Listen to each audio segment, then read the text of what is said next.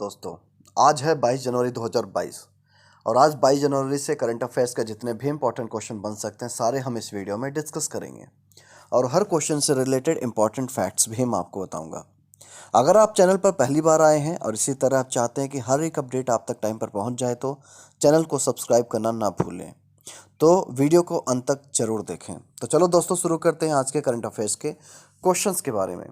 आज का पहला जो क्वेश्चन है, अगर पहले क्वेश्चन की तरफ बात करें, आईसीसी की तरफ से चुनी गई विश्व की टेस्ट एकादश में निम्न में से किन भारतीय खिलाड़ियों को जगह मिली है। यानी अगर एग्जाम में आप तक के क्वेश्चन आता है कि आईसीसी की तरफ से चुनी गई विश्व की टेस्ट एकादश में निम्न में से किन भारतीय खिलाड़ियों को जगह मिली है, तो सही जवाब है रोहित शर्मा, आर अश्विन एंड ऋषभ पंत। तो हम इनके बारे में बात करते हैं। तो पहला जो पॉइंट है, आईसीसी ने men's test team of the year 2021 का ऐलान कर दिया है। साल 2021 की बेस्ट टीम में भारत के 3 खिलाड़ियों को जगह मिली है, जिसमें रोहित शर्मा बैटर हैं, आर अश्विन बैटिंग बॉलिंग दोनों करते हैं और ऋषभ पंत विकेट कीपर हैं भारत के। अगले पॉइंट की ओर चलते हैं। भारत के जिन खिलाड़ियों को मौका मिला है उनमें opener Rohit Sharma, wicket keeper बल्लेबाज ऋषभ पंत और स्पिनर आर अश्विन का नाम शामिल है। तो किन तीनों का नाम आया है? रोहित शर्मा, आर अश्विन और ऋषभ पंत को जगह मिली है। अगले पॉइंट की ओर चलते हैं। अगला जो पॉइंट है, मॉर्निंग कंसल्ट पॉलिटिकल इंटेलिजेंस की विश्व की 13 नेताओं की सूची में निम्न में से किसे लोकप्रिय नेताओं में प्रथम स्थान प्राप्त हुआ है? सही जवाब है प्रधानमंत्री नरेंद्र मोदी। चलो इनके बारे में बात करते हैं। तो दुनिया में प्रधानमंत्री नरेंद्र मोदी सबसे लोकप्रिय नेता हैं। पसंदीदा नेताओं की सूची में करीब 71% रेटिंग के साथ उनका नाम सबसे ऊपर है, यानी 71% रेटिंग सिर्फ उन्हें मिला है। अगले पॉइंट को चलते हैं। मॉर्निंग कंसल्ट पॉलिटिकल इंटेलिजेंस की विश्व के 13 नेताओं की सूची में अमेरिकी राष्ट्रपति जो बाइडेन का स्थान छठा है, यानी अमेरिकी राष्ट्रपति जो बाइडेन को छठा स्थान प्राप्त हुआ है। अगले पॉइंट को चलते हैं। बाइडेन के बाद कनाडा के राष्ट्रपति जस्टिन ट्रूडो का नाम है, उन्हें भी 43% रेटिंग मिली है। ऑस्ट्रेलिया के पीएम स्कॉट मॉरिसन को 41% रेटिंग मिली है। तो सबसे लोकप्रिय नेता का खिताब किसे मिला है? श्री नरेंद्र मोदी जी को। चलो अगले क्वेश्चन की तरफ चलते हैं। अगला जो क्वेश्चन है, मॉरिशस सरकार ने मेट्रो एक्सप्रेस परियोजना में भारत के समर्थन को लेकर एक स्टेशन का नाम निम्न में से किसके नाम पर रखने की घोषणा की है? तो सही जवाब है महात्मा गांधी, यानी कि वहाँ का जो एक मेट्रो स्टेशन का नाम होगा वो महात्मा गांधी जी के नाम पर होगा। चलो इसके बारे में बात करते हैं। तो मॉरिशस सरकार ने मेट्रो एक्सप्रेस परियोजना में भारत के समर्थन को लेकर एक स्टेशन का नाम महात्मा गांधी के नाम पर रखने की घोषणा की है। इसके बारे में बात करते हैं। तो प्रधानमंत्री नरेंद्र मोदी ने कहा कि भारत और मॉरिशस इतिहास, संस्कृति, भाषा और हिंद महासागर के साझा जल से एकजुट है। तो अगर एग्जाम में क्वेश्चन आता है कि मॉरिशस सरकार ने मेट्रो एक्सप्रेस परियोजना में भारत के समर्थन को लेकर एक स्टेशन का नाम किसके नाम पर रखा है, तो सही जवाब है महात्मा गांधी जी के नाम पे रखा है। अगले क्वेश्चन की ओर चलते हैं। अगला जो क्वेश्चन है, किस देश की नेशनलिस्ट पार्टी के नेता रॉबर्ट मेट्सोला को यूरोपीय संघ की संसद का अध्यक्ष चुना गया है? सही जवाब है माल्टा। तो माल्टा देश की नेशनलिस्ट पार्टी के नेता रॉबर्ट मेट्सोला को यूरोपीय संघ के संसद का अध्यक्ष चुना गया है। इसके बारे में बात करते हैं। तो द्वीपीय देश माल्टा की नेशनलिस्ट पार्टी के नेता रॉबर्टा मेट्सोला को यूरोपीय संघ की संसद का अध्यक्ष चुना गया है। अगला जो पॉइंट है, मेट्सोला ने पिछले सप्ताह सोशलिस्ट नेता डेविड सासोली के निधन के बाद 2.5 साल के लिए कार्यकाल के लिए पदभार ग्रहण किया है। इससे पहले कौन था? डेविड सासोली। कौन था? डेविड सासोली था। अगला जो पॉइंट है, वे इस पद पर निर्वाचित होने वाली तीसरी महिला हैं। वे यूरोपीय संसद की सबसे कम उम्र की अध्यक्ष मानी जाती हैं, यानी सबसे कम उम्र की अध्यक्ष हैं। चलो इसके अगले क्वेश्चन की तरफ रुख करते हैं। अगला जो क्वेश्चन है, आईसीसी की तरफ से विश्व की श्रेष्ठ वनडे टीम महिला टीम में किन 2 भारतीय खिलाड़ियों को जगह दी गई है? सही जवाब है मिताली राज एवं झूलन गोस्वामी। इनके बारे में बात करते हैं। तो अनुभवी भारतीय क्रिकेटर मिताली राज और झूलन गोस्वामी को आईसीसी महिला one day team of the year 2021 में चुना गया है। किन 2 लोगों को चुना गया है?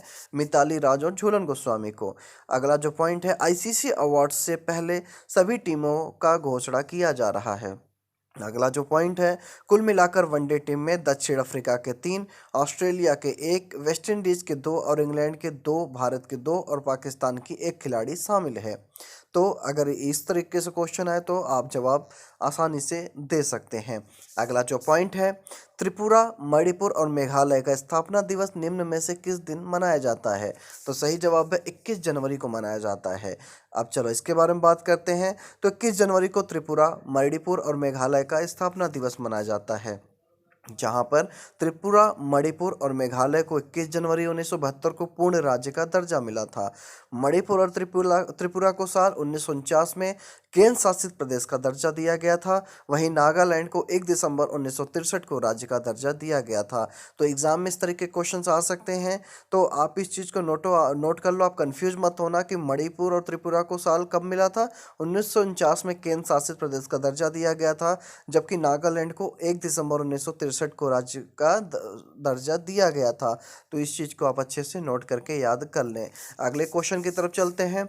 इजराइल के 3 अत्याधुनिक पनडुब्बियों की खरीद के लिए जर्मनी के साथ 20 जनवरी 2022 को कितने अरब डॉलर का रक्षा सौदा किया गया है?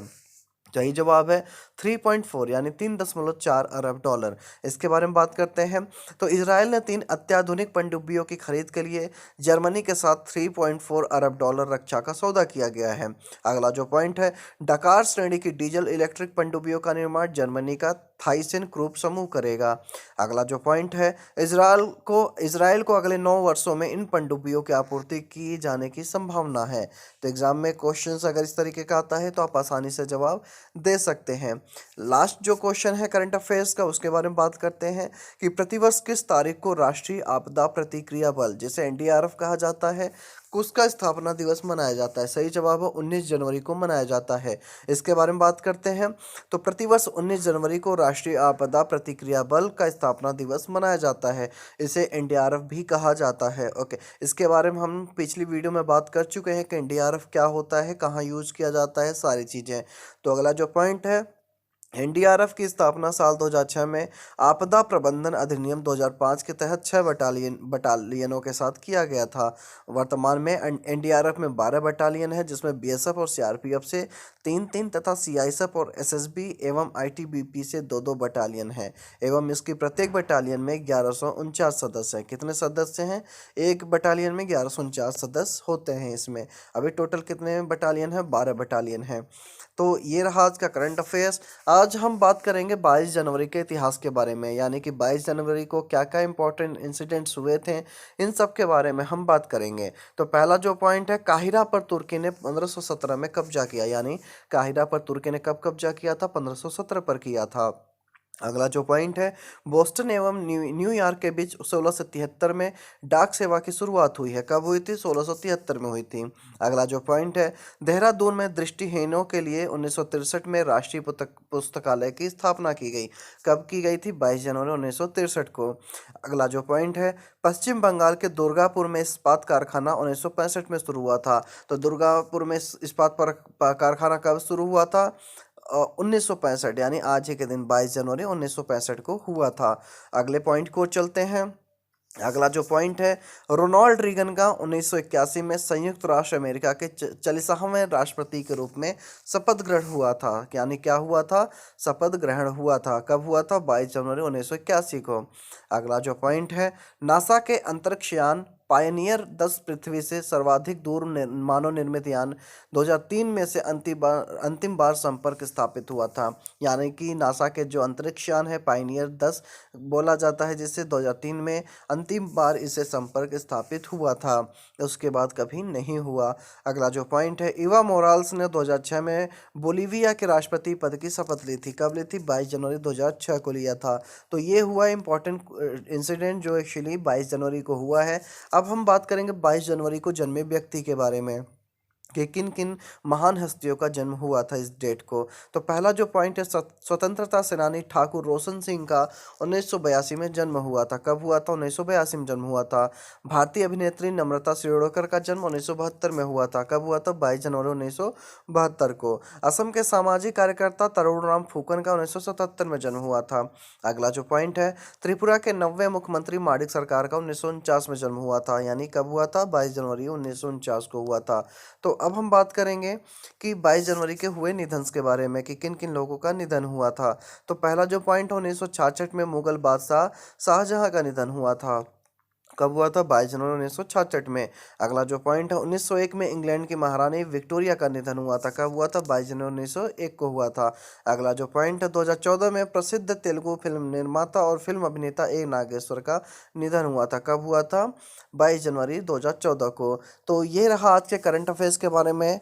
हमने आज डिस्कस किया इंपॉर्टेंट डेट्स के बारे में, डेथ के बारे में एंड बर्थ के बारे में। इसके साथ साथ आज के करंट अफेयर्स के बारे में, उनके इंपॉर्टेंट टॉपिक्स के बारे में। उम्मीद करता हूं दोस्तों आपको ये वीडियो पसंद आया होगा और कुछ न कुछ नया सीखने को ज़रूर मिला होगा।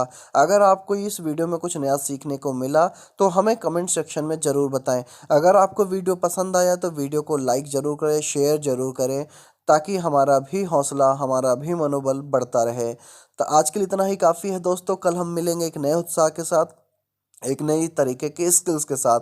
तब तक के लिए जय हिंद, जय भारत।